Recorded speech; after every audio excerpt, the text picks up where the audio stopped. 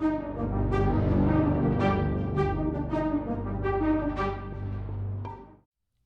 brightest day, in blackest night, no evil shall escape my sight.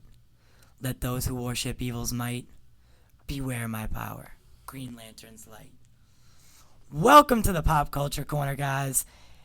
We're so happy to be here. How you feeling? I'm feeling great. I've been dying to record again. I live for this. I live for being on the camera. I live for being on the microphone. Like, Drizzle, can you do the introductions for me? I sure can. So, my name is T.Y., your co-host, and to my right is your other co-host, Justice Holmes. Big drip, baby. Haha. How's everyone feeling today? We're a little sorry that we're going to be uploading a little late. Things happen sometimes. Things for sure happen. You know. Unfortunate, but we're back on track. We're back on track, and that's all that matters. How was your week?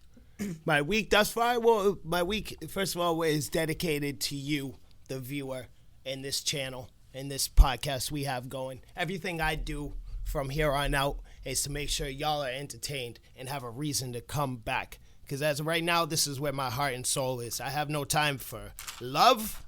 I have no time for jobs. Well, I kind of have to work, but that's beside the point. I have no time for family. I have no time for nothing but bringing you entertainment. You have the Big Drip's full attention, people. That's my boy, guys. You're welcome. That's my boy. We're so happy. I was talking to him before, and I was saying that, like, this week I had, like, a kind of like a withdrawal from it. I liked doing it. I like it. I live for this. Yeah, it got me going. Yeah, so I live for this at this point. Yeah, so we hope you're happy. We know we are. And we appreciate to everyone who has followed, liked, shared, subscribed, and all that jazz. All that jazz. I like that. All that jazz. I like that, Jizzle. So, with that said, we aren't going to waste too much time today because we already wasted a full day. So, and maybe one day, I was telling him this too, maybe one day when we're like rich, famous, blah, blah, blah, we'll release the alternate version of episode 2. It's a multiverse episode where some sounds were very manipulated and distorted, but maybe one day it'll be funny. Maybe one day you'll actually want to hear it, but that's, as of right now, scrapped. I can assure there's nothing entertaining. Yeah, to be heard. It was. I was very sad. But second tries. Were you sad though, or were you full of rage? I was and anger? Full of rage and anger. Yeah. Full of rage and anger. Yeah, that's a little more accurate. So our first topic today, guys, is going to be pushbacks as a whole. Boo.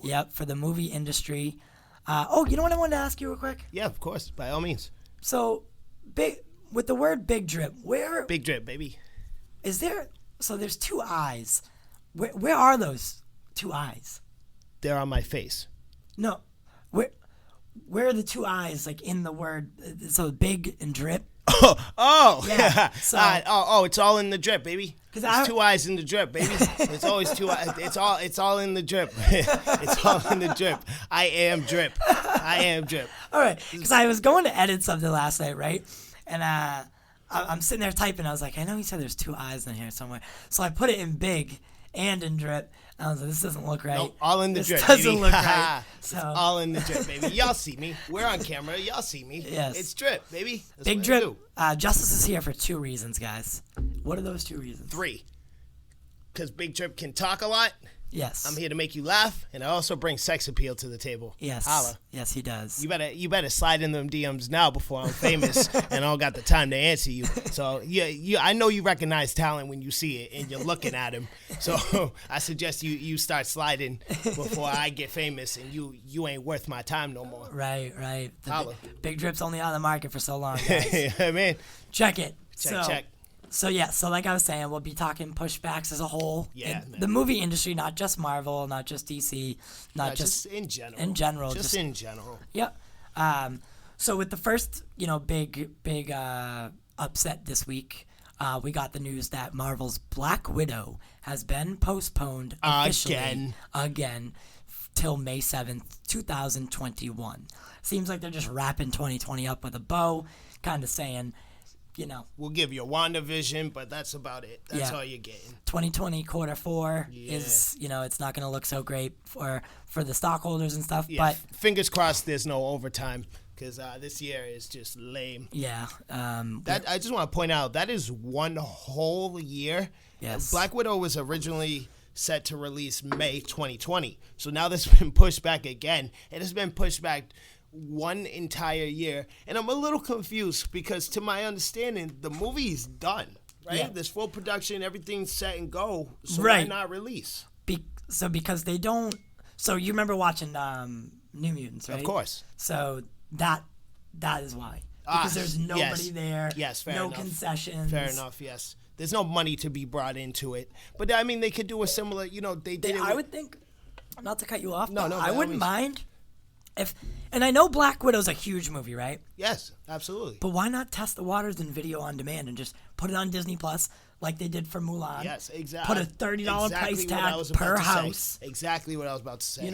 Yes. So even though you subscribe to Disney Plus, you don't get this for free. Yes, exactly. You have to pay for it separately. Exactly. And now that doesn't completely eliminate a theater release. You can release it, right? And you put it on pay per watch, right? On your Disney Plus subscribers. I think this is just a suggestion, for people who aren't subscribed, you pay the full $30. For the subscribers, you get a little discount, $20. 20, yeah. You know what I mean? 20 makes sense. That's fair. But as I was saying, I don't see why not. Like you said, test the waters. You release it on premium, pay per watch, and then release it in theaters when things get back to quote unquote normal. And then put it in theaters. Because I'm sure people would want to go see it in the theater. Yeah. Yes, and not only that, but like people are gonna have. There's something people want to look forward to when this is over. So when that movie theater experience is back to normal and it's a true theater experience again, first of all, people are going to want an MCU movie to be able to go see once that happens. Yeah, agreed. So you should have one cocked ready to go. I do. I'm honestly with you there. So Marvel is just, they've done away with 2020. Yeah. So have I. Yeah. And I'm mentally checked out, people. Same. So with Black Widow being pushed back, that means, their next couple films will also have to get a push back. Yes. Just in response to Black Widow. Of course. Because naturally, the other two films weren't necessarily an issue, but now Black Widow has to take one of those slots. Yes. So everything kind of gets pushed back one release. One domino falls, the rest fall behind it. Exactly. So Shang-Chi and The Legend of the Ten Rings will now come out July 9th, 2021. And Eternals, which the Pop Culture Corner is probably the most excited for. Yeah, out of the three, most definitely. Out of the three, November 5th, 2021. So 2021 looks like might be, knock out of the ballpark kind of year. Oh, yeah, most definitely. Everything is being pushed back. From what I can hear and see, everything's 2021. So, and...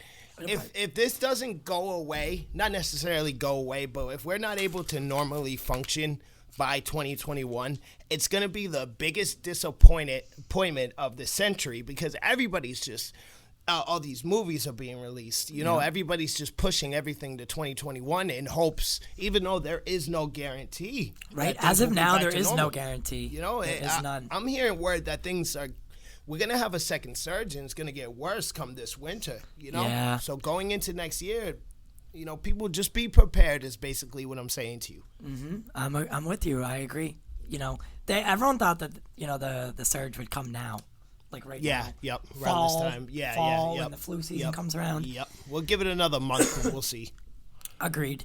So with the pushbacks and everything, it looks like most movies that are big budget, blockbuster-esque, will be pushed back to 2021. Maybe some little indie films or films that are from some lower budget areas will come out to keep the theaters in business. Question for you, Drizzle. What about Wonder Woman? Is she being pushed back as well? She is. I'm very excited for 84. Wonder Woman has been pushed back to December 25th, Christmas Day. Oh, a holiday release. Okay. Which is a good thing. Not a good thing necessarily, but it's not terrible. My family and I have we have a tradition where we go to the movies on Christmas Day. Oh, okay. So look at that. Booyah. Look at that. Yep. Who knows? But who knows? Christmas time might be the bad. same thing. It could, so. yes, it could be very bad. But at the same time, we do live in a day and age where you can have that movie theater-esque quality at home, I right? mean, as Justice knows, right through those doors. Drizzle has exactly that. But I think the big part of it is just the experience itself. Back in the day, we used to get all dressed up to go to movie theaters, and we'd just get ready, and just it would be a thing. It's a thing. It's an event. It's an experience. Yeah. So that's probably what's missed most. That's my favorite part. I know me and my cousin, my brother. If you guys are listening, that's Nick and Chris. Shout out. Yeah, Nick, Chris, and Kevin. Like, the theater experience is one of our favorite parts of the actual movie, right? It's not necessarily the movie itself, Yep. but just getting into the theater, sitting down in your seat, Yeah. watching the previews. Yeah.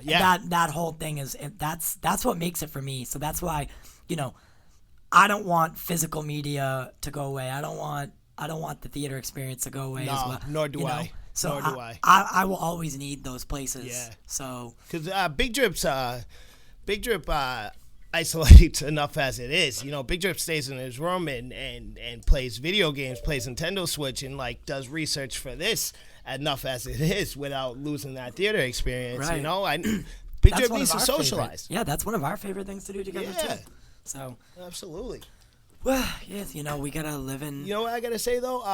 By far, out of my theater experience, definitely my favorite part is, especially when seeing a comic book movie or of anything of the sort, like an MCU movie or a DCEU movie, is the trailers. Yeah. I get so excited because there's always one that I didn't know was going to be there. Yes.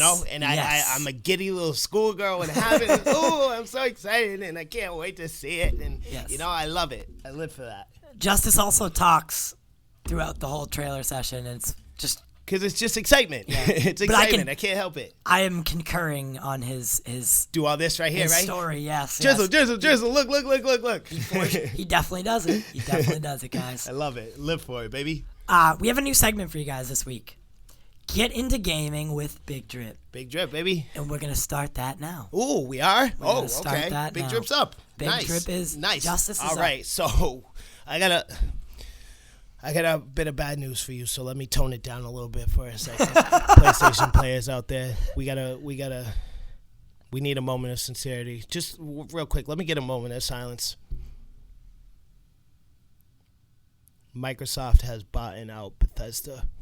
That means no more Elder Scrolls, no more Fallout, no more Doom, no more Wolfenstein, no more new games that they decide to develop. Nothing. I feel that a Microsoft executive watched our last episode, heard my comment about their system being similar to a trash can, and decided, you know what, we're going to hit Big Drip right in the soul, and we're going to buy Bethesda. Because Big Drip absolutely adore. I like all of those games, but I absolutely adore Elder Scrolls. To this day, Oblivion is one of my favorite games that I have ever experienced in my life, and also Skyrim, but Oblivion, if you ask me, is the superior of the two. So Elder Scrolls, that is Skyrim? Yes, correct. Skyrim is the fourth installment in the Elder Scrolls series, I believe, or fifth. I'm sorry if I'm wrong on that number, but it's an excellent game, and most people would say that one's their favorite or Morrowind, but I'm just a real big fan of Oblivion. That being said, I just wanted to do a Microsoft segment this week because last week, we talked heavily on PS5. I talked about Miles Morales, so I just wanted to give the Microsoft listeners a chance to get some news and understand what's going on with them. So I'm just going to give you a quick list of exclusives. So first and foremost, obviously, you're going to get a Halo game. That's Halo Infinite. Just so for anybody who doesn't know, all of these exclusives on PlayStation or Xbox are typically also released on PC. So PC players have nothing to worry about. You always get the game. So that's Halo Infinite. They're doing a Fable reboot. Ooh. That's huge. Fable is an OG nostalgic game. Just a classic. It really is. It's a throwback. It's a classic. It's kind of similar to like a Lord of the Rings Okay. time Yeah, because period. I don't know what Fable is. Yeah, so Fable came out around the time we were going from platformers like Mario and Sonic to more open world RPG-esque Details and games, and where you build, you create your own armor, and you find weapons, and it's more of that open world experience. And you level up, and you decide where you want to put attributes and whatnot and things of that sort. So a reboot for that is huge, honestly, because Fable's a great game. I believe the most recent one was made on 360. To my understanding, it wasn't received very well, so hopefully this reboot will do the game justice. That's what she said. That's what she said. Because that's his name. There's your office quote, huh? State of Decay 3, which is a zombie survival horror game, which I'm a fan of. I like horror games. Big Drip is a fan of spooky, scary. For the race car guys out there, Forza is coming out with a new game, and Forza has a big fan base. They really do.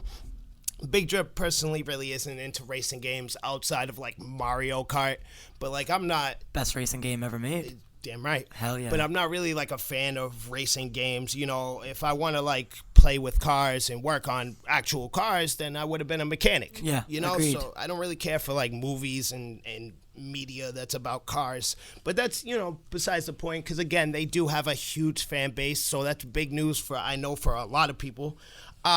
Rare is making a new game, and it's called Everwild. Now, this is completely new. I don't really know too much about it, and there wasn't too much detail when I looked into it. Rare Studios are responsible for Donkey Kong. Ooh. Donkey Kong Country World, I believe it was, a classic game on N64. They're also responsible for Banjo and Kazooie, which is another big one. Microsoft purchased them out, I believe, in 2014. Long time ago. Yeah, it's been a while. And once again, Rare dropped a new Banjo-Kazooie game on exclusively for 360 that was very subpar. It wasn't very good. It was very off from what the original Banjo-Kazooie was like and what it was for. They're also a throwback kind of platformer kind of game, like a Super Mario kind of deal. Gotcha. But Rare is a beloved studio, and they've been doing great work for years now. So I'm excited to see a fresh new game come from them. It's not like a reboot. It's not a spin-off. It has nothing to do with anything they've already done. It's a brand new, fresh game where they can just introduce some new stuff, and I'm excited for that because Rare is usually on point. Another big one, another throwback. So they're coming out with a lot of throwbacks and a lot of like reboots and whatnot this time around. Psychonauts 2. Ooh. Now, Psychonauts is not very much a mainstream like big game, but it does have a very large cult following. Right? This is another throwback game. Like Ben Affleck's Daredevil. No, I'm to my understanding, everybody loves that movie. How could you deny such excellence, such cinema excellence? If you deny that, you're lying to yourself, honestly. Like, take a look in the mirror and really look yourself in the eye and try to say Ben Affleck is not the best Daredevil there ever was. You can't. You can't do it. I know you can't because it was an excellent movie. And if you go ahead and get in the comment section and try to tell me otherwise, I promise you'll lose that argument. I promise. So what else? I was on Psychonauts 2. Psychonauts 2 is, again, they have a big cult following. It's very much a throwback game. Came out on original Xbox. Kind of a platformer kind of deal. Kind of has like almost like I would say like maybe like a Tim Burton kind of look to it. It's kind of out there.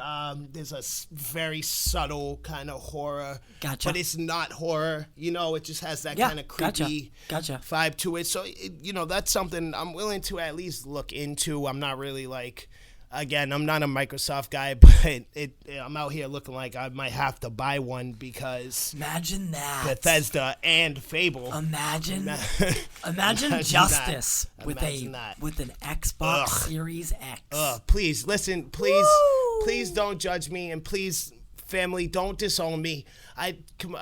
Please, like, I'm a real big fan of Bethesda, and I love you guys. Just don't disown me. Please. When I broke the news to Justice that I almost cried. Xbox or Microsoft had purchased Bethesda, I could feel him fall to the floor through the phone. I went silent. Yeah. I went silent for a solid 30 seconds. You would think he just told me my dog died. Yeah, it was bad. I once the words flew out of my mouth, I felt soul come off of his body. Yeah, and it was a touching moment. It's been a solid about week now, and I can confidently say I have PTSD. Yeah. Last night I woke up into a cold sweat, and I woke up out of my sleep, and I said, Elder Scrolls. And I was sweating, but I was cold, and I was shaking and scratching my neck. Elder Scrolls, please. Bethesda, no. It was bad. I've been having a hard time sleeping lately. I'm going to go talk to my doctor. I have an appointment after this, actually. Wow. Go see. I can talk to him about possibly getting on some anti-psych meds. So I believe I'm losing my mind over here. Anything else from the... Yeah, so I just wanted to throw in... The release date is November 12th for the Xbox Series X with a $500 price tag on it. It's going to come with 1 terabyte of space, which is a lot, but they're also going to release a memory card of also worth 1 terabyte with a price tag of $220 on it. Damn. That's a little much for the card itself, but with that being said, the entire package, now say you buy that card with it when you purchase, that's $720 for the console. I believe 2 controllers come with it. Typically speaking, there's a game. Yep. Typically speaking, there might not be, but there's typically something for you to play when you first buy a console. And then also so you'll have 2 terabytes worth of space right off the rip. Okay. That's if you buy the memory card, which is not necessary. You don't have to. Right. So that'd be $720 for 2 terabytes of storage. Yep. The console, potentially a game, and also 2 controllers that come with it, and I believe also a headset. Okay. So it's a bang worth your buck if you're in to Microsoft, but I am not. So that's $720. That's $719.50 more than I'm willing to pay for an Xbox. So it is what it is. I also just want to throw in real quick. Xbox Pass, which is their streaming service, they're going to put a heavy emphasis on this, guys. So just be prepared for ad after ad after ad trying to get you to subscribe. Because this time around with these new consoles, I'm not sure if PlayStation's going to have such a heavy emphasis on it as well. But they're really trying to get this game streaming thing going. Even though, in my experience with the PlayStation 4, I've seen a lot of I've had a lot of issues with it because I had PlayStation now for a while. I had a lot of issues with it. I couldn't get any decent games to stream correctly. There was a lot going on. So we'll see if they fix any of those bugs. But just be prepared, guys, because they're going to put a real heavy emphasis on that. And every time a game releases, it will release the same day on Xbox Pass. So just be prepared. And if that's something that you're interested in, check it out. Wow. Okay. So in the Pass, PlayStation has that as well? Excuse me. Yes, they do. It's called PlayStation Now, and it's essentially just Netflix of gaming. Okay, it's just streaming games rather than buying them in whole. That was my next question. So it's more like it comes with all these games. Yes. You pick which one you want to play. You play it for however long. And then you don't actually own the game. No, it's exactly the same as Netflix. It's exactly the same. You pay a monthly price. But a lot more storage. Yes, and a lot more complications because you're streaming an entire game, usually including several different modes. If I use Call of Duty, for example, right? Call of Duty has their campaign mode, multiplayer, which is online play or local play, and also they have zombie mode. Right? Gotcha. So that's 3, what is essentially whole games that you're streaming. So if you do not have high quality internet, then you're big struggles. Big struggles coming to your way. Big struggles for the big drip. Well, guys, that's That was getting into gaming. That was getting into gaming, guys. With the big drip. With Justice, and I enjoyed that. Oh, well, thank you. I'm going to keep it coming. As news breaks, I'll keep it coming. I'll bring you guys all the information. Maybe we'll start talking specific games, go into more detail with specific games that I'm excited about and whatnot. Yep. Jump into the comment section and let Justice know which game you'd like to talk about. Absolutely. Follow, subscribe, and let your friends know that we'll be doing anything and everything to keep you listening and happy.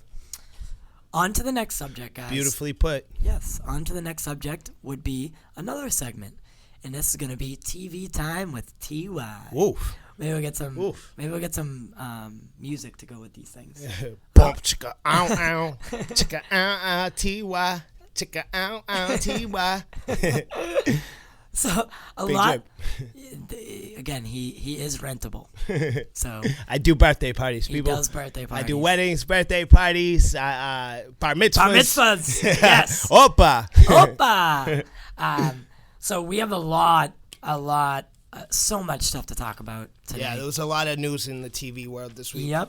And we're gonna run through it really rather quickly. We'll pick out a couple topics and we'll talk about those in length. However, we have so much to talk about today that we want to keep it, kind of constrained. Yes. If you do want to know any more about certain somethings, let us know, and we'll go from there. All right. So this week was big, like we said. First thing coming in, this wasn't necessarily the first thing coming in, but this is news, and this is where this is what I want to start with. So Jensen Ackles was cast as Soldier Boy. No, not that one. Not that one. In The Boys Season 3. Soldier Boy is a clear riff on Captain America. Mm. So clearly, yeah. His name's Soldier Boy. Yeah, and same kind of storyline. World War II. Brought him in for propaganda reasons. He actually led a squad called the Avenging Squad in World War II. And right down to the costume, guys. Like the A on the chest, he has a shield. The star on the chest, he has a shield. Oh, jeez. Dressed in red, white, and blue. Oh, jeez, Louise. A little bit of yellow in his uniform, though. Yeah. You got to make sure that they can't sue you. Exactly. So you got to change it at least a little bit. Exactly. So really, this is ironic in a couple ways. So Jensen Ackles was actually a front runner to play Captain America before Chris Evans. Really? Yes. No? Wow. Yes. Supernatural guy, right? Supernatural. Dean. Yes. Supernatural is my favorite show. Just want to go on record saying that. That's why I said it, because I knew you'd get excited. Yes. He's Dean from Supernatural. Not to be confused with Dean from Gilmore Girls, which was played by Sam in Supernatural. Yes. Very You're throwing a lot at me here. Yep. I know. I did not watch Gilmore Girls, by the way. Just want to let you guys know. More of a Golden Girls. Golden boy Girls. myself. Yes. Great show. Betty White. Just can't beat it. Oh, my goodness. But yeah, so Jensen Ackles was cast. He was rumored to play Captain America before Chris Evans took the role. Didn't work out with Supernatural scheduling reasons, and just never worked out. Okay. Also, one of the producer, director, showrunners of The Boys is Eric Kripke, who had a part in creating Supernatural and directing at multiple episodes, helping producing it, and he ran the show for a couple years. That tends to happen often. Actors, directors, or producers. You worked with each other a bunch of times. You get comfortable. You get used to my acting style. I get used to your directing style, and I know you can get the job done. I can get the job done. Why not? Exactly. Why not work with each other? Exactly. I'm just so excited. Again, The Boys is airing right now on Amazon Prime Video. If you haven't seen it, go watch it. So much good stuff. So many laughs. So many cringes. Lots of feels. Just lots of feels. Lots of feels. Lots of feels. All yes. right. Okay. I can say this much. It's definitely, now, guys, I know I said this last week, but I'm going to say it again. Big Drip is more, because time is a thing, because there is only 24 hours in the day, we have to kind of split the load, right? So that's what she said. So I focus on video games. He kind of focuses on TV shows. I focus on anime. He does the breaking news, and then we do movies together. Right. So it's a collaborative process. Yes, 50-50 out here. 60-40. No, we'll keep it at 50-50. Moving on, So, Peacemaker has got an order from HBO Max. Now, before you say anything, guys, Bold move. We understand that. We understand that. So, the Suicide Squad, directed by James Gunn, hasn't even touched cinemas. Hasn't even come out or come close to coming out. We don't even have a legit trailer yet. No, we do not have a legitimate trailer for it. Yet Peacemaker has an order on HBO. I'm not necessarily opposed to this. No, nor am I. I trust James Gunn very much. And I trust HBO. But this is really, really, like you said, it's bold.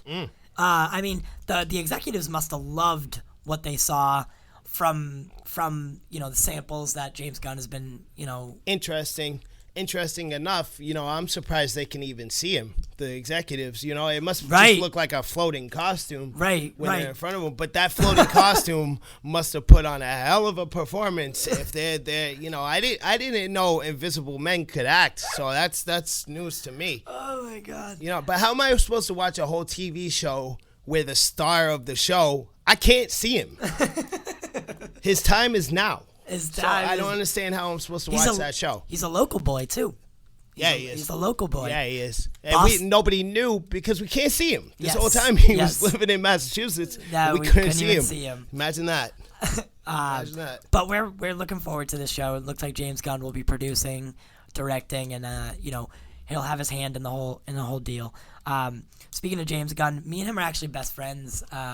He liked one of our tweets on Twitter, and I call him, I text him, I message him. I don't have his phone number, so he doesn't answer or anything, but we're really getting close. I don't know if you guys can see me, but that was a look of really.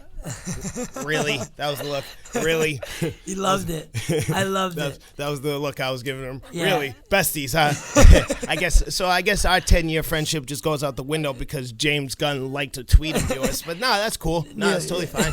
My feelings aren't hurt or anything. No, it's totally cool. Now go be best friends with James Gunn. See how that one works for you. Yeah, he didn't answer my calls or my texts. Oh, like big surprise. Yeah, big surprise. I don't have his phone number. But I'm at your house every single day.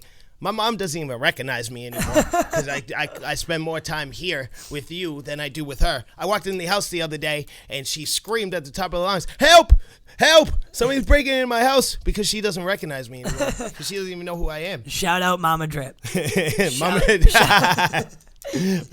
Shout out Mama Drip. Mama Drip.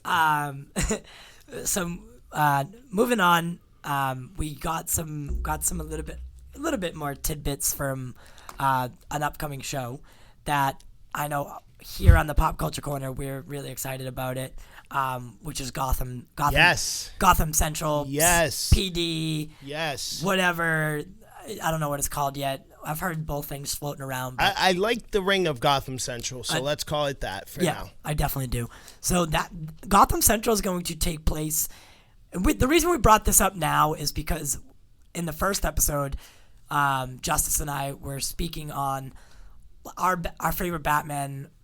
Batman is the one that's being chased, the one that is still a myth. Yes, and a legend. A legend. Yes, vigilante. The cops don't like him. Yes. And the people don't know if he's, like I said, the people don't know if he's real. Yes, and the people don't know if they can trust him yet or not. And right. That's by far the most interesting point. And we like the aspect of Gotham being more than just a city, being portrayed as not necessarily a character, just being fleshed out. Yes. And I do think that Gotham Central is going to going to fix those little problems that maybe we had before. Yes. Where it'll flesh out. Well, now we'll know.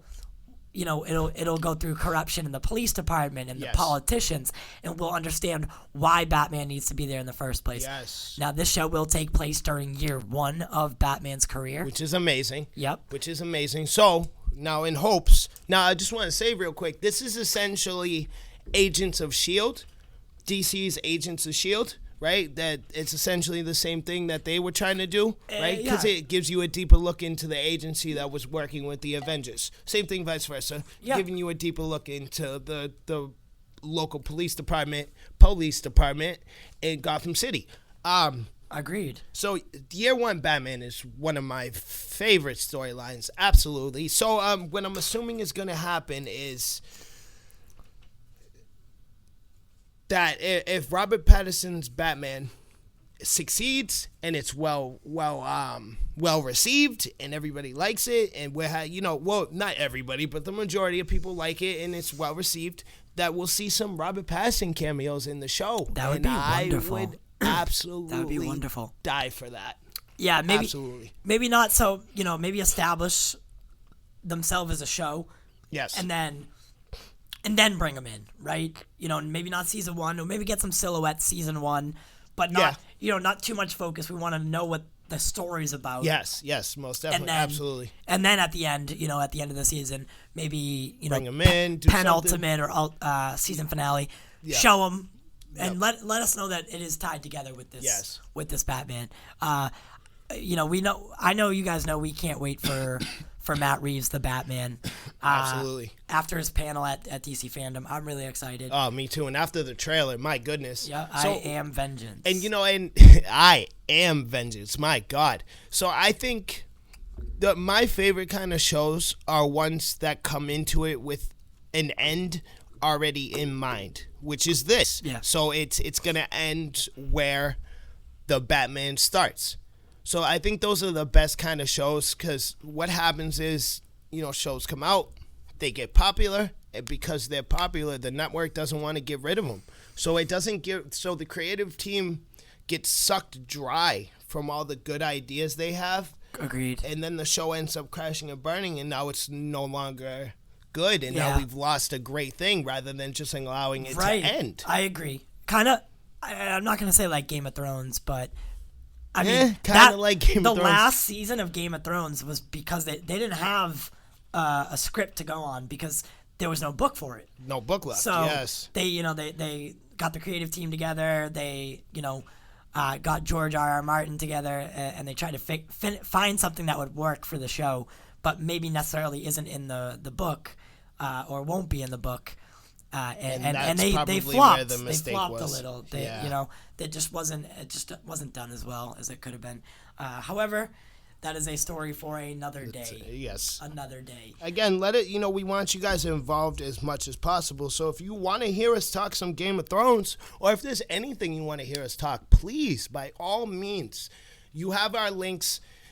Go into the comment section. If you find us on social media, we're constantly posting links and in our pages, and just please, by all means, message us, comment, whatever.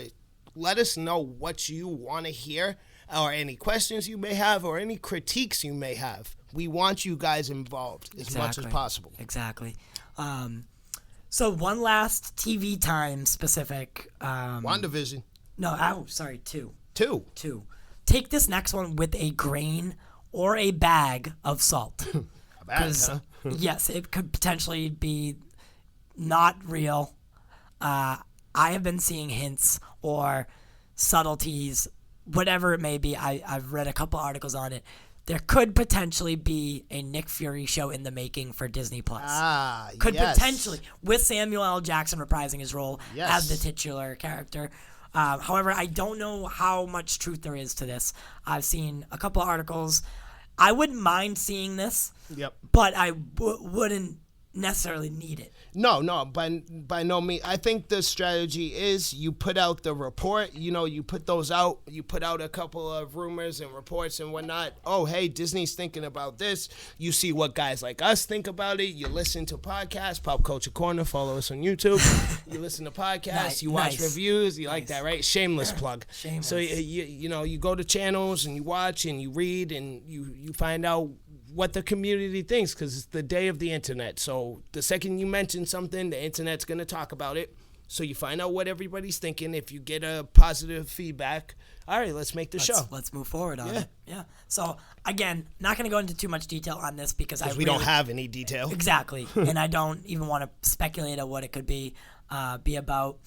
But I have a couple ideas that I would like to see if the show were to come to fruition. Then I wouldn't mind it. So maybe we can talk about that next week or next month. I really don't. Yeah, doesn't matter to me. More news comes in, and it will come back up. So last but not least, and certainly not least, we have gotten our first official trailer for WandaVision. Now you might excellent. Yep. You might have seen my trailer breakdown last week. I'm in love. I'm loving what I'm seeing from the show. There could several plot points you can see from things that are in the trailer. You can kind of get an idea of where we might be going and what might be the premise. Yes. So let me know what you think, Justice. So I'm getting very much of a TV. I know I keep bringing this up. I've noticed I keep saying it often, but like I'm getting kind of a TV horror vibe-ish. Like almost like an American Horror Story kind of I like look that. I like and that. feel to it, you know? It's very much like a mind trip, you know, from what I can see. I like that, though. Now, from what we can tell, Catherine Hahn is going to play Agatha Harkness. So I think the whole thing will be the main premise of the show is Agatha, because she's a master of magic. So I believe it's her kind of twisting and playing with Wanda's mind. Yeah, so for those of you who don't know, Agatha Harkness is from the Salem witch trial era, and she was a witch, one of the original witches who was burned alive, burned at the stake. She somehow manages to survive it, though, because this is a comic book story. So she survives that. She ends up becoming a nanny for Franklin Richards, which is Reed. Oh my God. Reed and Sue Reed Richards. I almost said. I almost said something else. So Reed and Sue's son, and then she ends up meeting Wanda or being introduced to Wanda from Mystique, actually. Yes. From Mystique, Yep. and then she mentors Wanda, and she has her own agenda, obviously, but. You know, she mentors Wanda, and they end up defeating the Salem 7 and Nicholas Scratch. She impregnates herself with this vertigo power, and then has Vision's kids. And it's like, it's really out there. For anybody who may be confused, the best way I can describe Agatha is she's Marvel's Amanda Waller, right? Ooh, she's I like not that. a bad guy, but she's not out here doing things for the sake of good. She's not out here trying to save the world. She has her own agenda. She's doing these things for personal gain, but she's not also out here trying to take over the world or Jinx, you owe me a soda. Jinx a second time. Jinx, you owe me a second soda. Now I lost my train of thought. So she's not out here she's not a superhero, but she's not a bad guy either. She's just out here with her own intentions. She minds her business. She does her own thing, and she doesn't really make a mess. Yeah. You know? Agreed. But the trailer looked really great. It does. 50s sitcom vibe. Yes. A couple nods to Full House, I Love Lucy, several of those older shows. We're going to see Wanda and Vision's children, which are, very, very powerful mutants that end up... which ought to be very interesting. Yep, and they end up being revealed as being made from pieces of Mephisto's soul. And this show is going to lead directly into Doctor Strange 2, The Multiverse of Madness. Yes. So plenty of stuff. We'll get into more of that, next week or the week after that. Again, as more news comes in. As more news comes in, exactly. That's when you'll hear more. But the show looks great. So I'm seeing Drizzle a million different doors for them to enter, and I think they're doing this on purpose. I'm seeing a million different doors for them to introduce mutants and Fantastic Four, because that's what everybody's questioning. How are they going to do it? When are they going to do it? And when and how? So I think. So first of all, in WandaVision alone, there's two different ways you can introduce mutants and the Fantastic Four, because Agatha Harkness is technically a Fantastic Four character, and Scarlet Witch's and Vision's children are mutants. I mean, Scarlet Witch is a mutant. Yes, so. Her father's Magneto, as is Quicksilver. Yes. So I don't know. There's a lot. Again, a lot of possibilities here. And it looks like we might be adapting a House of M storyline on. Oh yes, most definitely on the show. Elizabeth Olsen teased, in a long time ago, she had teased she was reading House of M. Oh, okay. Yeah, so, okay. I mean, who knows? Who knows where it will go? It Yeah. could be a redirect on Marvel's part, but Yes. It looks like that would be a great story to adapt. And Disney Plus just gives so many so many ways for characters to be fleshed out and complete, and then you can send them over to the movie side of things and see them on a bigger budget and see them, do these large team-up movies, ensemble movies. But Disney Plus and HBOMax form what DC Universe was going to be. Yes, it's now on HBO. Yeah, so that's what these were gonna. These platforms are great for. You can give these characters like She-Hulk, Wanda and Vision, Falcon and the Winter Soldier. You can give all these characters 7-8 episodes to flesh out, develop, bring in nemesis and whatnot. And then you can send them out to the silver screen, and that's where they do their Avengers movies and all that kind of stuff, and Justice League movies. So we got a lot of good stuff. So from what I can tell, as far as characters that we already know, and this is strictly MCU, that they're taking characters that we already know that people aren't necessarily sick of, but they don't hold like a solid presence in the movies, but like people aren't like, don't dislike them. So let's give them a TV show. Wanda and Vision, for example. They're not like, I've never heard anybody say those are their favorite characters, but nobody hates them either. Right. So we're going to give them a show. Same thing with Falcon and Winter Soldier. Nobody says, oh, those are by far my favorite two characters, but nobody hates them either. And their dynamic was great. And they have a great dynamic. So let's put them on TV and we can flesh out that dynamic and we can make a cool, fun action show where we get to see Sam take on the mantle of Captain America and also flesh out Bucky more and really get to know him deeper and more personally. As a good guy instead of a bad guy. Exactly. A white wolf. Yes. And I'm just excited. It's like literally, if you guys think about it, it's the golden age. As many years as the Earth has been here, right, we managed to be alive during this. Right? This is great. This is just great. Great stuff. Great stuff. Drizzle over here, the optimist. Right. And so that'll wrap it up for TV time. Let us know if you guys want to talk anything more in depth. We do have a couple more things to get to today for the movie side of the things. But we're gonna jump right into Anarchy. With the big drip. Yes, baby. Big Drip's been waiting for this one. So Big Drip is just a nerd, and he loves anime. Loves it. So he's giddy. So for this little segment of mine, I'm gonna keep it to new content, right? Like I want to talk about things that haven't come out yet. I don't want to like review shows that are already complete and stories that are already complete. This is news to TY. That being said, this episode I'm gonna do exactly that and talk about a story that's already complete. Oh, okay. Because by far, it's my favorite thing ever. It's the whole reason I'm a nerd in the first place. I think I know what it is. Naruto Uzumaki. Yay! Believe it. Hi-ya-ya-ya. I absolutely adore this show. I have the Nine-Tailed Seal tattooed on my stomach. And it hurts so much, but the love is real. So that I just wanted to start this segment talking about that show. And because to this day, it's an argument for the three greats, right? It's Dragon Ball. It's an argument for number one. It's an argument between Dragon Ball Z and Naruto, and then interchangeable 1 and 2s. Yes, and then 3 is either for some people will say One Piece, other people will say Bleach, but I don't care about either one of those shows. Naruto is by far my number one.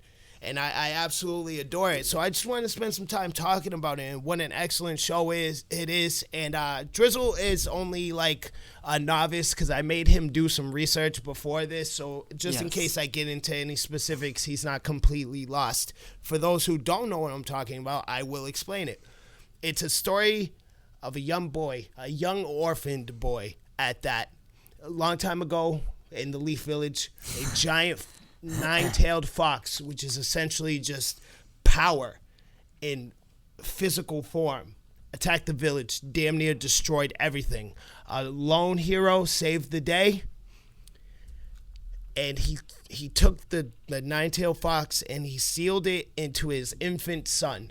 That is Naruto. So growing up, this young boy was shamed. He was pushed away because they knew that the fox was inside of him and that he was a real threat. So he was shamed, he was orphaned, he was shamed and shunned. And I just... Sounds a lot like our lives. It gets me very much in the feels. It really does. I'm getting choked up just thinking about it because it really is a story of you know, you couldn't be put in worse circumstances. But then it's a story of this boy beating those circumstances and winning and becoming the best that there ever was and probably ever will be. Now, I just want to touch on a couple of main points, and just so you guys really understand how much I love this show. The first main villain fight in the series is Zabuza and Haku. I was absolutely hooked after that fight. Zabuza is an amazing character. He's one of the 7 swordsmen of the mist, right? He's a hired killer. He's just an animal. He's just an animal. Not necessarily a bad guy, but he's not out here and he's not Mr. Goody Two-Shoes either. Right. So he does things for pay. He's a hired hitman. He's kind of like Deadpool, but without the jokes, right? Gotcha. So that fight right there, that sealed the deal. You know, it was just the best thing I probably ever seen in my life. And again, this show right here is why I'm a nerd in the first place. Yep, you had said that on our first episode. We did talk Naruto a little bit in the first episode. So again, guys, I know there's not too much going on with this segment right now because I don't really have anything new to talk about, but I just really, really wanted to start it with Naruto because of the passion. Yes, the passion and love I have for this show. Again, if I never saw that show, I wouldn't be doing this podcast in the first place. So I think you guys should take some time and thank Naruto Uzumaki because now you get the big drip. You wouldn't have this level of entertainment and beauty if it wasn't for him. So you go ahead tonight before you go to bed, you just say a quick shout out and you thank him. Thank you, Naruto. You're welcome. Naruto. You're welcome. How do you say his last name? Uzumaki. Please, if you haven't seen this show, go watch. I promise it is not a waste of time. There's such a big following for it. There really is. Everyone. A lot of people I know from little kids to grown men. Yes. They all, that's what they want to watch.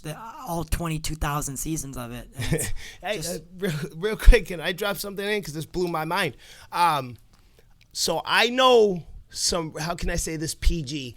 I know some real hood dudes, gang members, have done prison time, 5+ years, just really, really about that street life, like straight thugs that absolutely adore anime. Right. In general.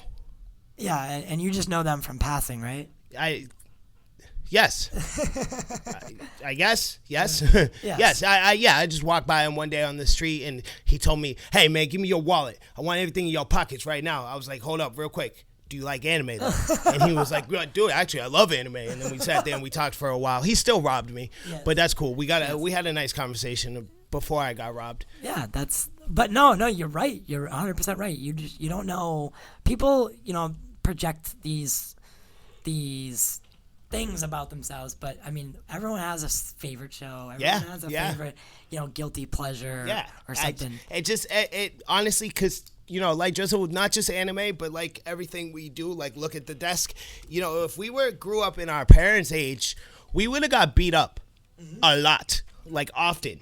And now we're sitting here talking about it. And there's a giant fan base, and again, I know straight criminals that just love this stuff. And like he told me, while he was in prison, there was dude reading comic books. And imagine that, you're in prison, the guy next to you is here for murdering 3 dudes in a bar fight, and he's sitting in his bunk with his legs crossed reading a Spider-Man book. Yeah, that's hilarious to me. There's not much else to do. Yeah.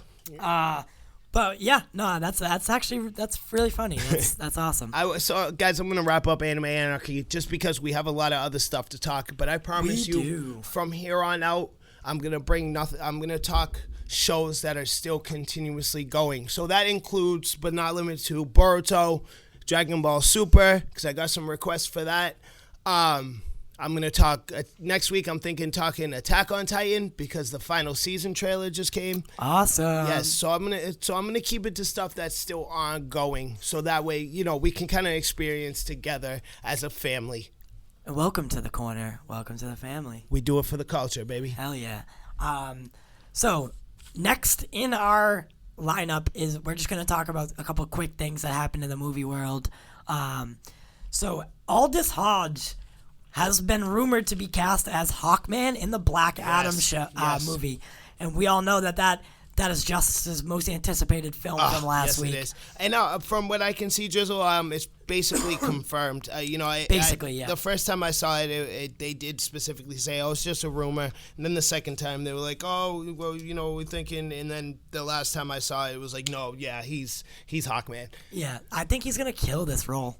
Yeah, I think he's gonna kill it. Absolutely. I mean, to be perfectly honest with you, Hawkman isn't like this, like in depth. He's not the Joker, so it's not a hard role to land. He's kind of one note. He's just kind of a warrior. Yeah, that's it. Exactly. And he gets his powers from the like the ancient. I can't remember exactly what it was. I've seen a little bit of it in like Titans and stuff. Oh, okay. So, I know nothing of Hawkman. The animated show, not. Yes. But I think this is really big news. I think it's worth noting. Yep. I've seen Aldis in a couple other roles that I really enjoyed, so I think he'll have fun portraying the character going forward. And as we said last week, we're really excited for the JSA to get some screen time. Oh God, yes. Especially in a Black Adam movie. I think so. What I think DC is doing here is slowly but surely they'll introduce cast members, right, and then somewhere in between. So say they give us Aldis as Hawkman, right? In a couple of weeks, maybe 2 weeks or so, they'll give us whoever's playing Adam, right? And then a couple weeks go by, bam, we get our first teaser trailer. Yeah. And then continue, this is Dr. Fate. You see where I'm going with this as far as like how they're going to reveal everything? Oh, okay, so that was a hypothetical, yes. Yes, hypothetical, okay. yes. I see what you're saying. Yep. That's a good way to go about it. Yeah, absolutely. I just want a trailer already. Yeah. Oh my God, I just want a trailer. I think your sister was the one who told us that The Rock ripped his gate off of his store. Yes, it was. To get to filming. Shouts out, Allie. Yeah, shout out to The Rock for just being a brute man. So how she explained it to me was that he got stuck, that he was on his way to shoot some scenes for Black Adam. His gate wouldn't open, so my man grabbed the gate and just ripped it off the hinges. That way he could get to the shoot. And then proceeded to go on his merry way as nothing happened. The Rock is just The Rock, man. I know. He's just a great guy. He is. And that brings us back to what we were talking last week when we brought up Black Adam. It's going to be really hard. Now, I know for a fact that the DCEU is going for more of an anti-hero vibe than a straight villain that Black Adam actually is. Mm-hmm. But it's hard to hate him. Even as an anti-hero, like he's too likable. Yes. He's just too likable. Yes. I honestly can't see him in any role other than outside of main hero. Right. Or hero. Yes. Just because he's just a... I'm honestly with you there, but I'm excited for him to give it a go, though. Absolutely. Absolutely. From what he did at Fandom... that was a really cool introduction. Yeah, it was. Such a cool introduction. Yeah, and I got nothing but praise, and I'm glad they brought him personally rather than like a director or a producer to talk about it. I'm glad it was him that talked about the movie. Because him, just like John Cena, they're what you call like franchise steroid. So you bring them in, right? Yep. Their name is going to bring people to see the movie regardless of what it's about. They don't care what the description of the movie is. It's The Rock's in it. That's good enough for me. Good enough for me. Yeah, you reach a certain, and John Cena's definitely at that point too, because he's been like a top WWE star for 10 plus years now, because when I was a child he was just coming in and he's always been popular. So same thing with him, you slap his name on it, you hit a certain level, and we'll get there, Drizzle, by the way. We're getting there. I promise you this. I promise you this as well. One of these days our name is going to be worth money. That being said, you hit a certain level of fame where you, like you just said, all you have to do is slap the name on it. People will buy. Yep. Look at all these people with makeup and clotheslines. These people don't know how to make clothes. That's a a manufacturer coming to them like, and saying, listen, yeah, can we'll you cut do you this in the for me? profit. Just let me put your name and face on it. Exactly. No, I'm excited. I really am. So with our, really sadly, it's our only other topic for movies this week, and it's not even technically a movie. It's kind of a show. Will be Zack Snyder. He is bringing in the cast of Justice League to do reshoots at a $70 million price tag for a week. That includes Affleck, too, and Cavill. Yep. I know Cavill just signed that 3-movie deal, but, like... This is not one of them either. No, it doesn't count, and it's just that those two were the main, like... We're probably never going to see them again. So the fact that Snyder got them back to do these new scenes and reshoots and whatnot is impressive on his part. It is. They show they have so much love for him and his vision that they're willing to do it. Yeah, because I'm sure that all those issues that led them up to leaving had nothing to do with Snyder himself, but more Warner Brothers executives rather. Yeah. You know. Just Jeff Johns and all those guys. So I'm sure nobody left because of Snyder. No, if anything, they only stayed because of him. Yes. So I'm really excited about this. You guys know my stance on the Snyder-Cut. I think this is good news because now he'll get to do his reshoot process where he kind of puts his fine touches. We'll also get some new scenes, which is something I always will be excited for. I think this is good news as well because I want his full effort into it. I want to see the best he has to offer. I don't want a half movie. I don't want a partial. I want exactly what he envisioned and the best work he can possibly make. Right onto the screen. Yes. Yep. I want the best work he can possibly make so I can judge fairly and accurately. Yes, exactly. I like at least that. I like that. Big Drip's always fair about these things. Yeah, you're not fair. That's for sure. Not. You're not fair. Not. But yeah, so Gal Gadot, Henry Cavill, Ben Affleck, potentially Ezra and Ray. Mr. Momoa. Yep. And Jason will be back to do reshoots. Get some new scenes in there.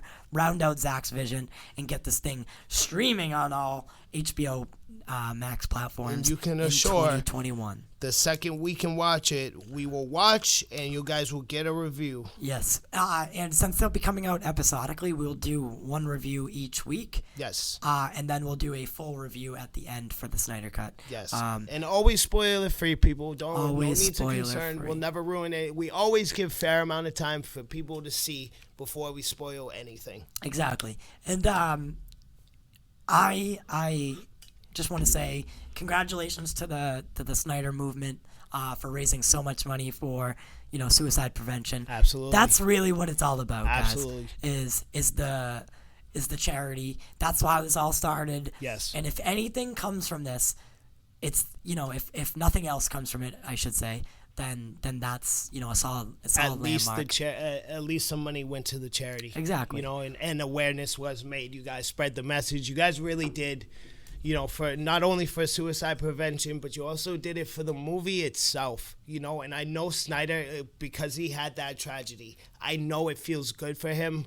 It not necessarily like fixes him, but it definitely feels good and puts him in a good mood to know that so many people want to see what he had and went out of their ways to not and also show support because we all knew what happened in the tragedy, so everybody sent love his way and everybody sent love to the way of his movie.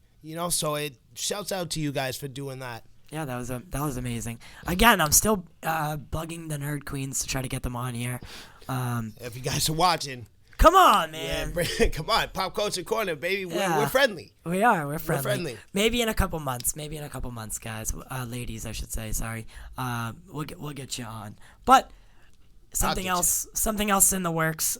We got a little surprise maybe coming up. So stay tuned on our Facebook and Twitters and Instagrams. Follow us on all our social medias. Yeah, and links will be in the description. Exactly. You'll be the first to get it. With that, we will move on to our next topic and one of our final topics. So, we wanted to talk about Jonathan Majors casting as Kang the Conqueror and what this could mean for the movies and for Marvel going forward, and where we would personally like to see it go, and what this could possibly mean. So I'll let you start it off. All right. All right. And then we'll kind of do a little back and forth session. So we're talking, essentially what we're talking, folks, is the MCU's next big bad. Now that this Drizzle had used the word saga before, so I like that. Now that the Thanos saga is over, we're gonna talk. Now we're speculating who our next big bad will be. Now all the signs point to Kang, so that it seems most likely. What I would like to see, it's pretty much fair to assume that it will in fact be Kang. But what I would like to see is Victor Von Doom. That's Justice's favorite character.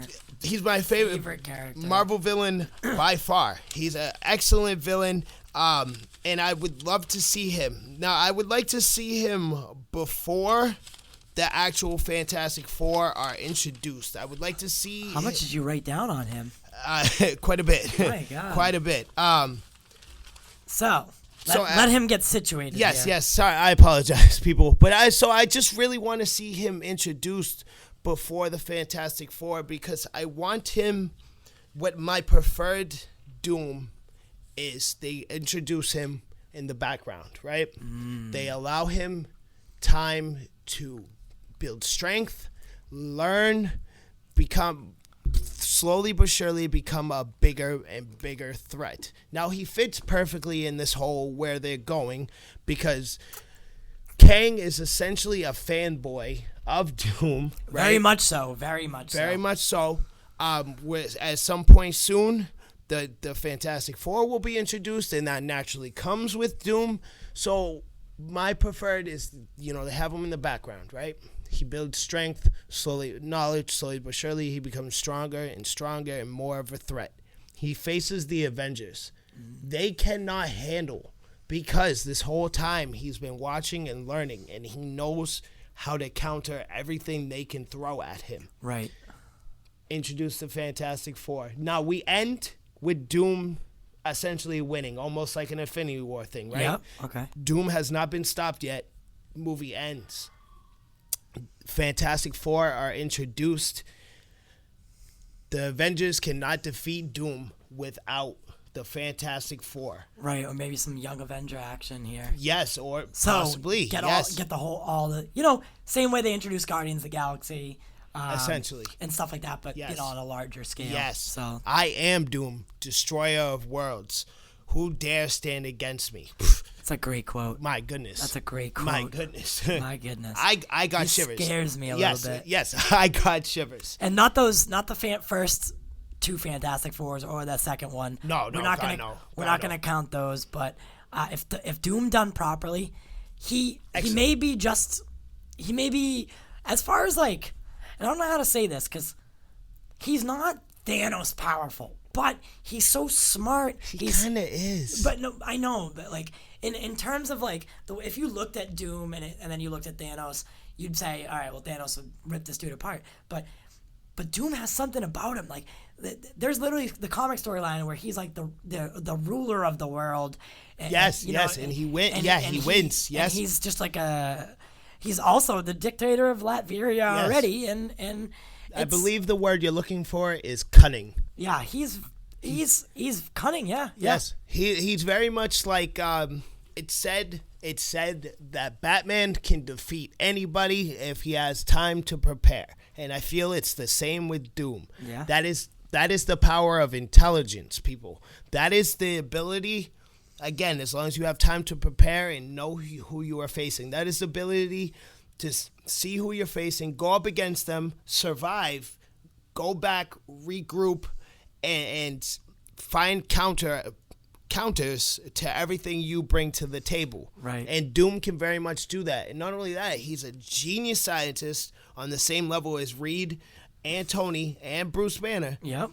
And he's also a master of magic. He's nowhere near Doctor Strange. But he's enough. He's a very powerful in magic. So this man is a very real threat. And again, there's several comic lines where Doom wins and he conquers the world, or he does whatever he was planning on doing. He honestly is, if you ask me, the biggest reoccurring threat to Marvel. Yeah, you're general. You're right. You're definitely right. He's like a cockroach. He just keeps coming back. You really can't get rid of him. So Jonathan Majors was cast as Kang in Ant-Man 3, or Ant-Man and the Wasp 3. Yep. So what that means, I think that would be, like you said, I think that would be a great storyline where, Kang plays front runner, because you have so many versions of Kang that could take your focus for a while, right? Yep. So Yes. maybe all through Phase 4 and 5, you're focusing on Kang, Immortus, and these are all the same people, guys. Yes. So Kang, Iron Lad, or just Nathaniel Richards. Yep. Ramatut, and you have Scarlet and Scarlet Centurion. Thank you. So you have all those threats at different points in the timeline. Yep. You're busy with these guys, and then whatever other minor villains you have set for Phase 4, Taskmaster, whatever it may be. All while you're doing these things, kind of in a Thanos way, you introduce Doom in the background. Yes. And have him growing, and that he's coming. Yes, almost not exactly the same as, but also almost I like that a lot. Almost the way they did Loki and Thanos, right? Now Loki is a big threat. He is a threat, and he is an Avengers level threat, but he's not as bad as what's behind him, right? And that's a perfect comparison. The grass is not greener. It is for sure. It is for sure crabgrass, and it's gonna eat everything. Yes, I love that. Kang is don't get it twisted. Kang's a cool character, but he's kind of there's a lot more depth to Doom than there is to Kang. Yeah, Kang is just a narcissistic fanboy of Doom, and just kind of a little, what's the word I'm looking for, butthurt that the Fantastic Four beat him in the past. Yes. So that was kind of the whole reason that he has beef with Marvel heroes in the first place. Yeah, and Andy wants to conquer a younger, more fertile Earth. Yes.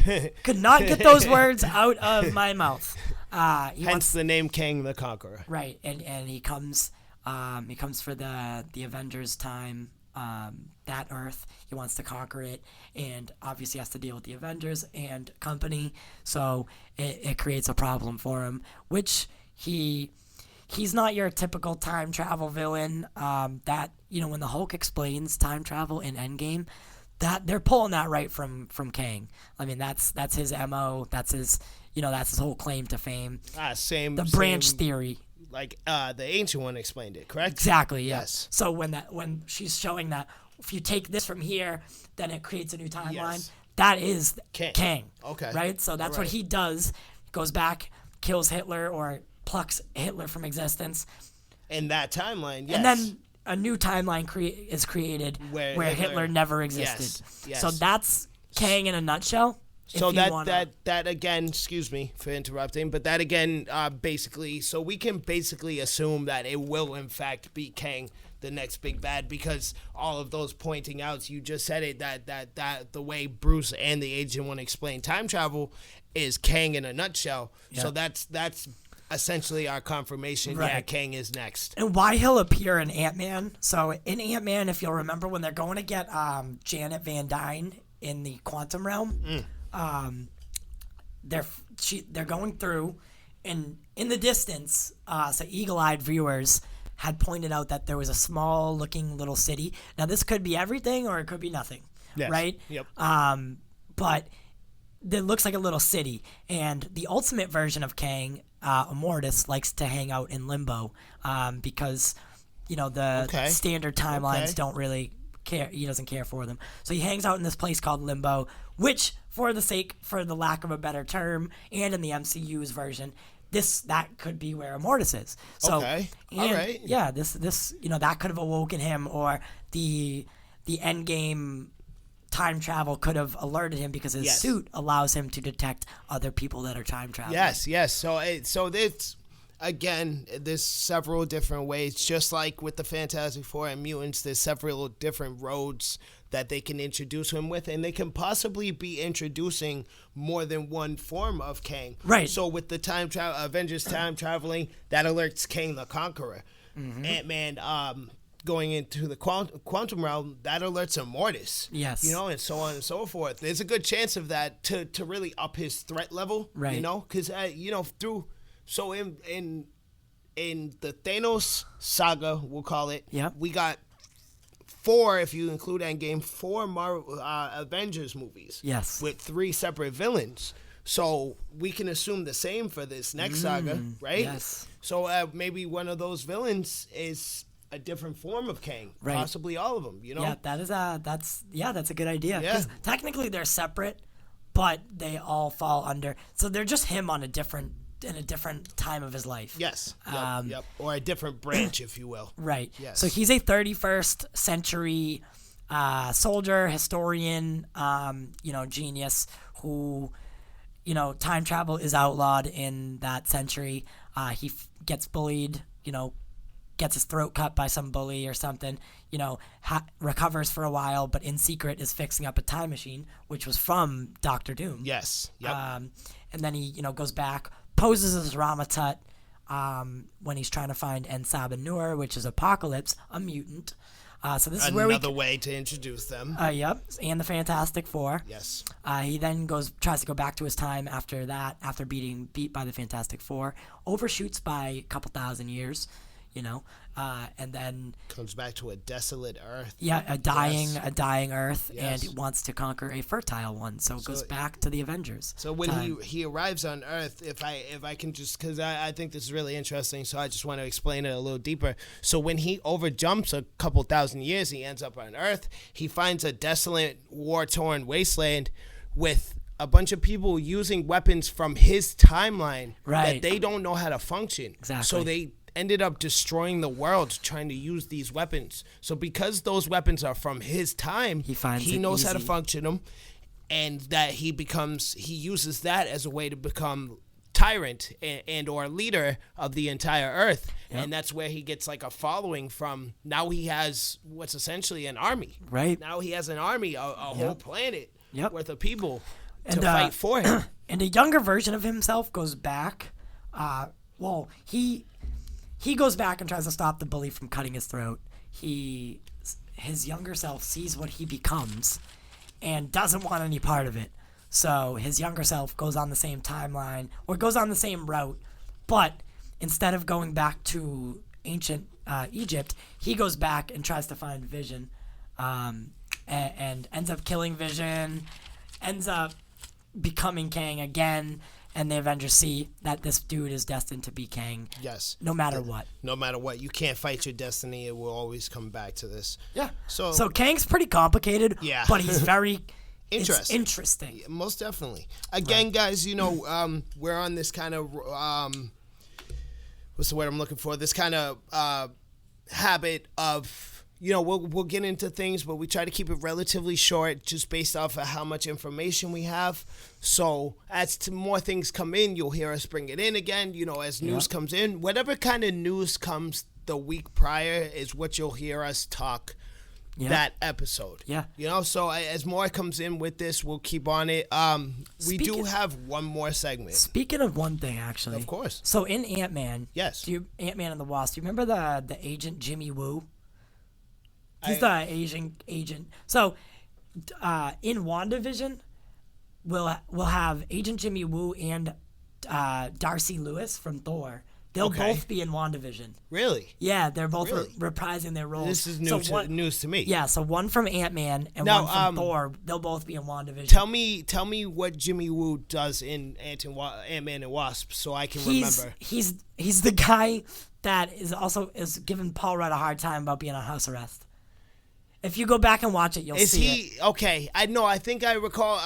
He's the one being on house arrest after Civil War's events, right? And Jimmy Woo was kind of like his PO for that. Exactly. Yes, I know exactly who you're talking about. So I thought that was pretty funny. So that'd be interesting. Yeah. So one Ant-Man character, and then Darcy Lewis out of nowhere for essentially no reason. I don't know why. Neither Wanda nor Vision. I can understand Jimmy Woo because he's like an agent of S.H.I.E.L.D., right? Yeah, but Darcy is just she's some just a girl and that nobody knows her outside of Thor. Yeah. So I just thought that I'd throw that in there. This and would be also, interesting. Teyona Paris will be playing an adult Monica Rambeau. So okay, and this is why I brought this up. So we're gonna have a Thor character, an Ant-Man character, and a Captain Marvel character all in one. Interesting. Yeah, which this is ought to be okay. I'd like to see how. And it's an adult Monica Rambeau. Yes. So it has to be that. There's obviously a reason for it to tie it. There's something that needs to be tied together. Exactly. We don't know what it is yet, but there is something, obviously, because they're not just going to throw those people in for no reason whatsoever. Exactly. So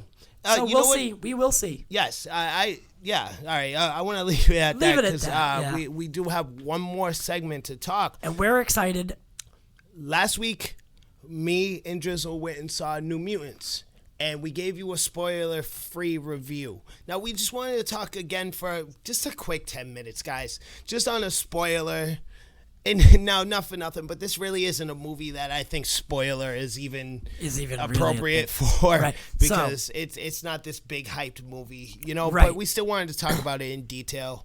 Exactly. So if it means a lot to you and you do not want to have something spoiled for you, if the next 10 minutes are not for you, tune out and then join us for our outro. We still love you. And we will still love you. And then once you see the movie, you can come back and watch that 10 minutes. It's going to be worth it. So this is your chance. We'll give you about another 10 seconds. And maybe not even that. I'll give you 5 seconds. So, all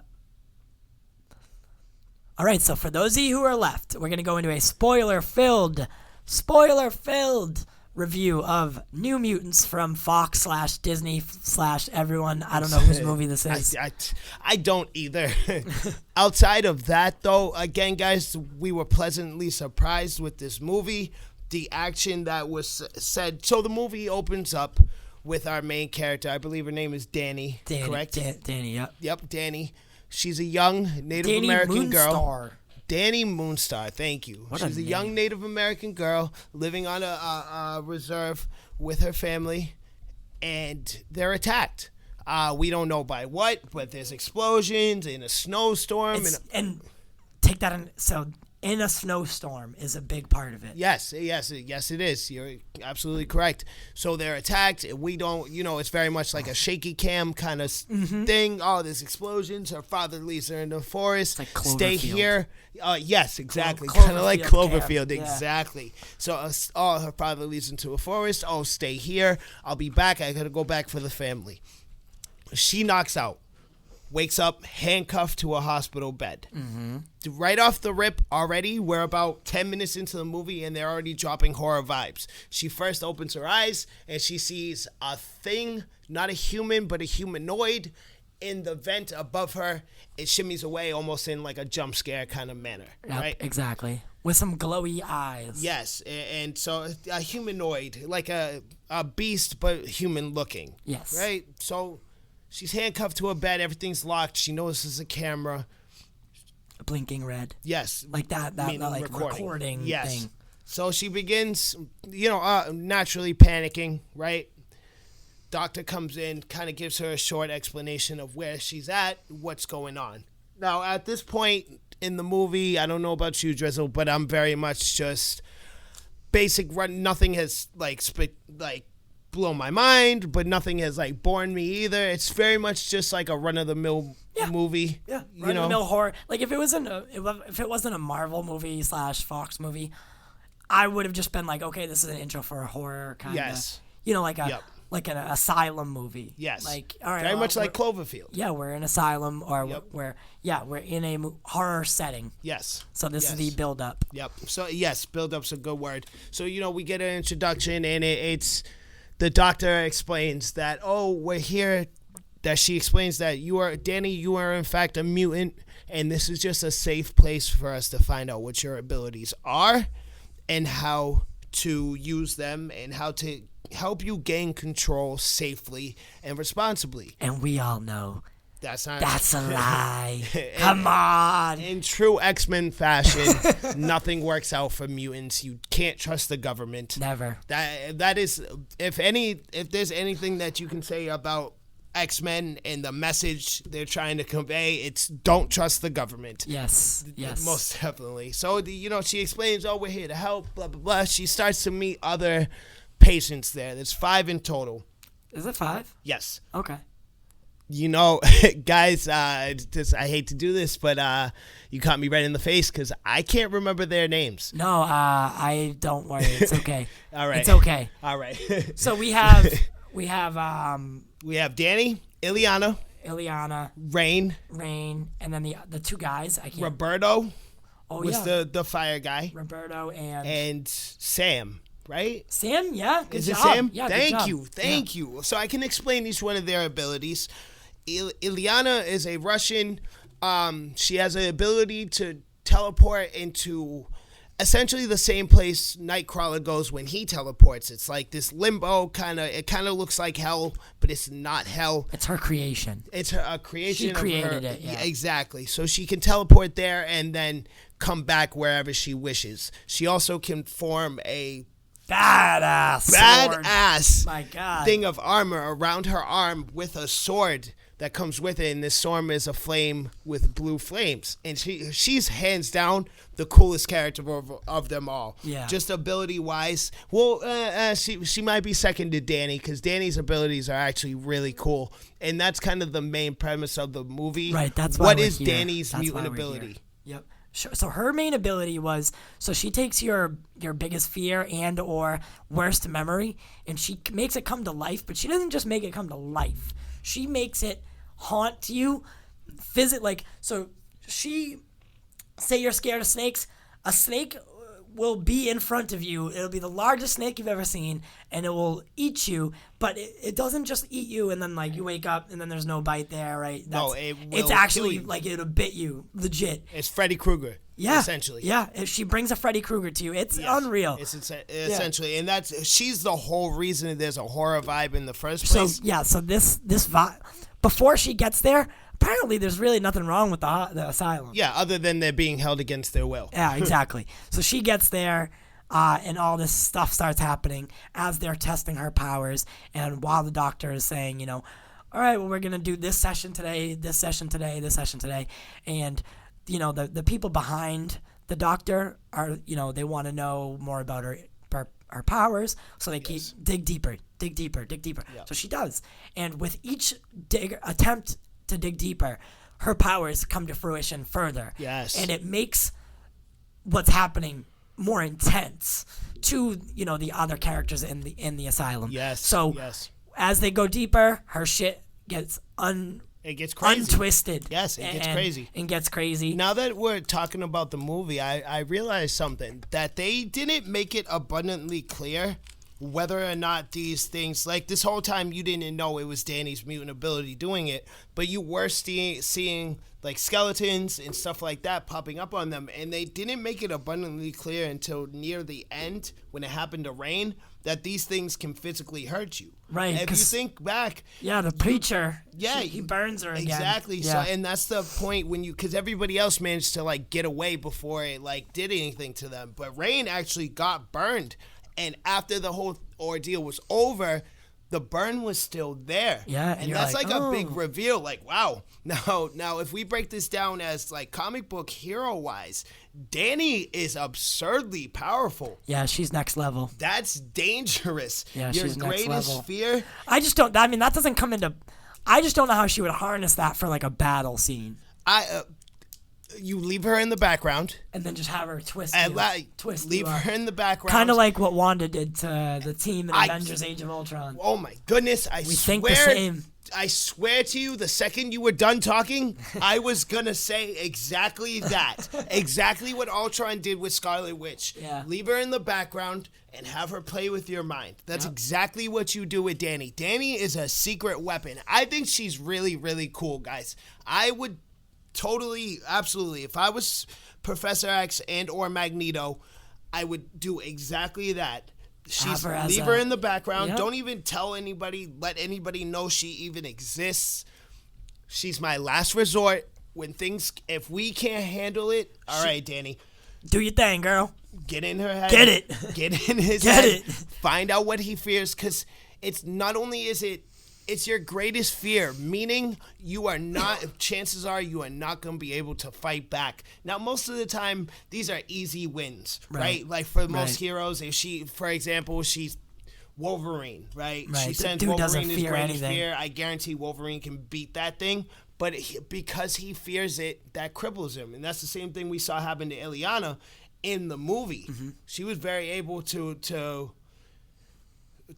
she was very much able to defeat that thing that was brought in front of her. I believe it was like those smiling monsters. Oh, yep. Well, those are Illyana's fear. Yes. And she collapsed under pressure. Yes, exactly. She collapsed under pressure, but Sam was able to burst through them. Yes, exactly. They did easily. that. I believe they did that on purpose. They made it abundantly clear that Illyana can, in fact, defeat these things, but it because it's her fear, she wasn't able to actually physically do it.